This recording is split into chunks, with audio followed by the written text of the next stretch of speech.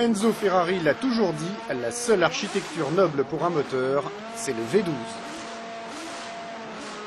Ce n'est donc pas un hasard si la traditionnelle fête des tifosi, les Ferrari Days, était placée cette année sous le signe du V12. Après une saison sportive pour le moins décevante, quoi de mieux qu'une petite thérapie au son du 12 cylindres, histoire de chasser les idées noires.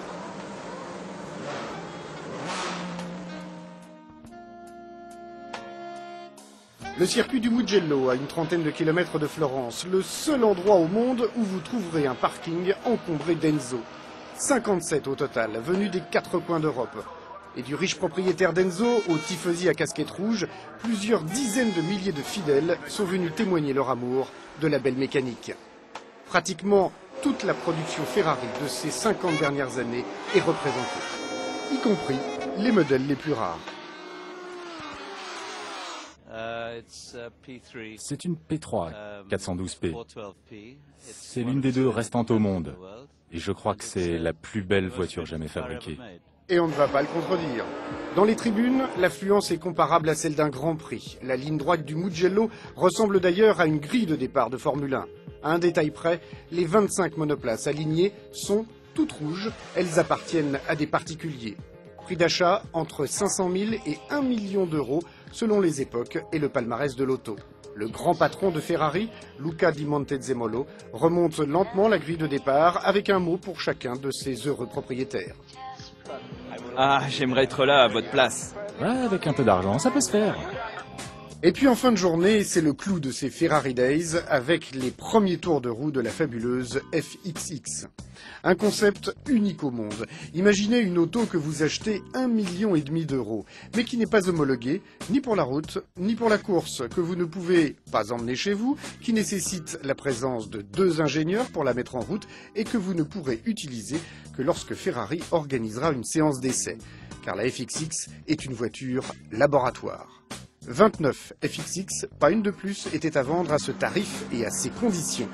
Ferrari a enregistré pas moins de 400 commandes, il a donc fallu procéder à une sélection impitoyable. Outre un portefeuille bien garni, il faut également avoir un bon coup de volant pour avoir le privilège de piloter cette ultime évolution de l'Enzo. Le nom de code de la Enzo c'était FX, et c'est la FXX, donc c'est le suprême. C'est la voiture probablement la plus performante qui ait été construite dans l'histoire de Ferrari. Et là, nos clients vont participer à l'élaboration de futurs produits. En quelque sorte, vous transformez vos clients en pilotes essayants maison. D'une certaine manière, oui. D'une certaine manière, oui. Et je pense que pour nous, c'est très intéressant. Et puis, pour eux, c'est également gratifiant. Il ne me reste plus qu'à constater par moi-même que la FXX est bien l'auto la plus puissante jamais produite par Ferrari. C'est Marc Gené, pilote essayeur Formule 1, qui est au volant. Pour l'année prochaine, cette voiture ici va être plus puissante que la Formule 1. Maintenant, je sens,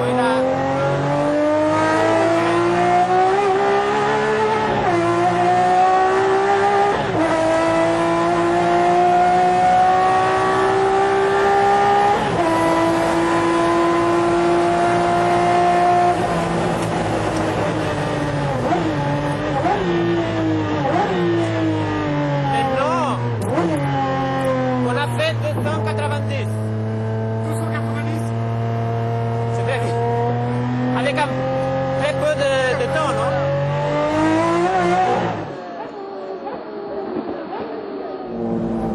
Essayeur Ferrari, c'est une chose que juste maintenant, c'était seulement Badoer et moi, et maintenant il va y avoir 20 personnes plus, non? On sait maintenant ce qu'il en coûte pour avoir son casier de pilote essayeur à Maranello à côté de celui de Michael Schumacher. 1,5 million d'euros plus les frais. Mais ne sortez pas vos chéquiers, malheureusement toutes les FXX ont été vendues. Désolé.